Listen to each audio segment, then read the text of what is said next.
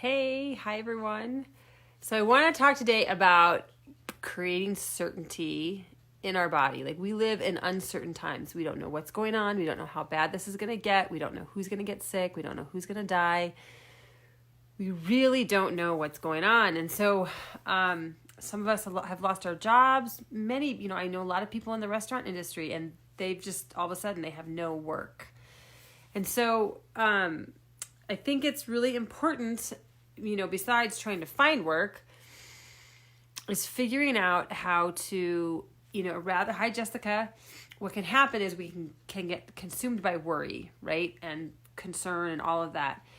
And there are strategies that we can use that help us. The way I think of it, one of the ways I think of it is like our mind is consumed by uncertainty, right? It just kind of rolls over and over and over and circles around in the uncertainty of the world right now. There's many, many things you can do. One of them is turning off the news. Like, okay, we know we have the coronavirus and we know we need to know certain things, but we don't need to be consumed by all of the information that we can have about it, right?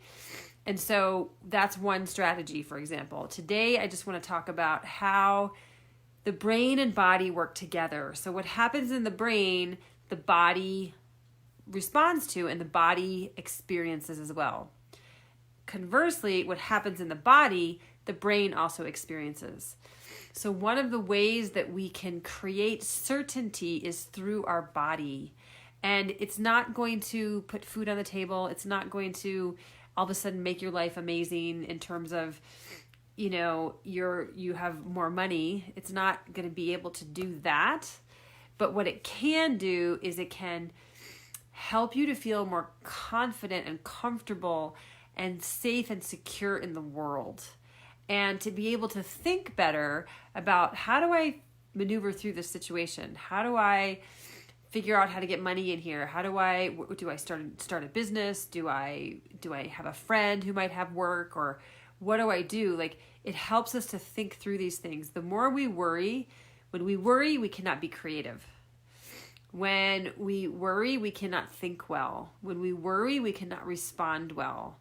When we worry, we cannot be supportive of our family when they need us the most. And so what I want to talk about today is how to create certainty through your body so that your brain starts to say, oh, I guess the world isn't falling apart. Oh, I guess maybe things might be okay. And it interrupts the thought patterns, the worry cycle that you might be in. And so it's really simple, quite truthfully. Creating certainty is just creating a routine for your body. One of the ways I think about it, ideally, which I won't focus on a lot today, is rhythmically going through the world, because our bodies, the whole universe functions on rhythm, right? It just totally functions on rhythm. Our body has a rhythm. We have a heart that beats, right, throughout our body, and our brain even has a rhythm. The sun and the moon and the universe, like rhythm, we are so out of touch with it in our culture that we don't notice it anymore. We don't think about it anymore, but it actually rhythm, and there is a lot of research about how like rituals and rhythm and routine can create a sense of safety. And that's really what I'm talking about today, is how we create the sense of safety through our body so that we can feel a little bit more certain about ourselves and our lives. So, and the way to do that, so rhythm is kind of the what I'm going for, but I'm going to make it more simple than that. It's really much more about having a routine. Ideally, your routine has an inward focus and an outward focus. That's the rhythmic piece of it, the inward focus and the outward focus. Hi, Nicole. And so the inward focus are things like meditation, contemplative kinds of things. That yoga could be also, it could be internal. It could be also external, depending on the type of yoga that you do. So something, it might even be work where you're doing a lot of head thinking and just kind of sitting and really just kind of staying stagnant.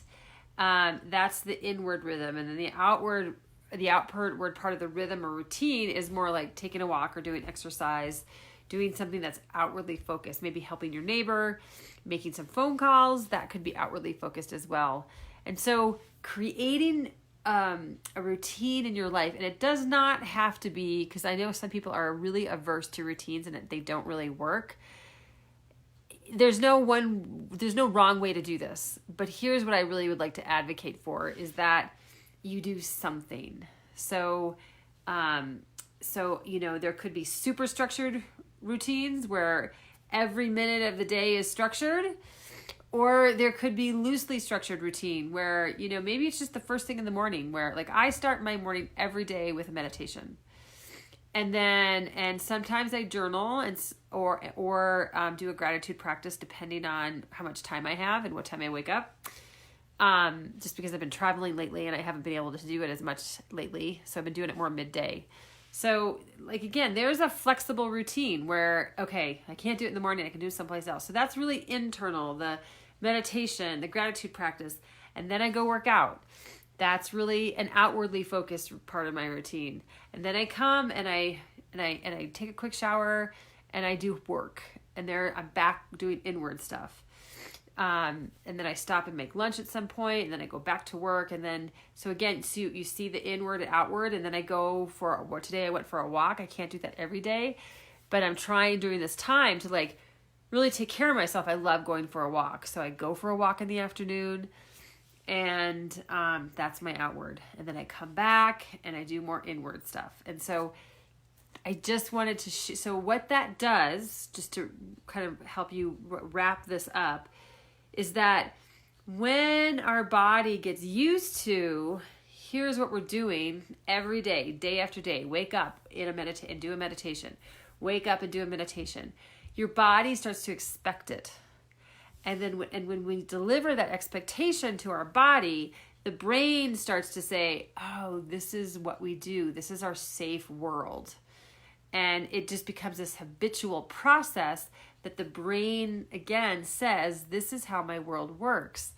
And so rather than being stuck in worry, it moves through a sequence that supports us in feeling safer in the world.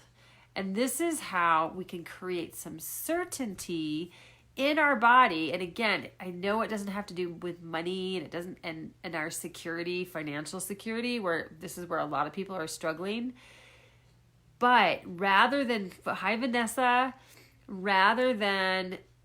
focusing on all the worry that we might be having about our situation, when we can go into this type of routine, then we can minimize the amount of worry that we have, and we can function better, and we can think better, and we can find solutions better for the challenges that we're facing today. We also show up differently. So it's so nice to see you, Vanessa. And we can show up differently in situations too. So and you just feel different in your body. Don't overschedule yourself, and don't underschedule yourself. That's, you're going to have to learn what rhythmically it works for you. And that's really what I wanted to share today. I'd love to hear in the comments from you, like, what kind of routines do you already have in place, right? Like for some people, like for me, it's interesting. Many people have a strict routine around food. This is when I have to eat. Like this is when I have to eat, or I don't do well. And I'm the opposite. Like for me, eating is something I fit in between. It's not part of my regular routine.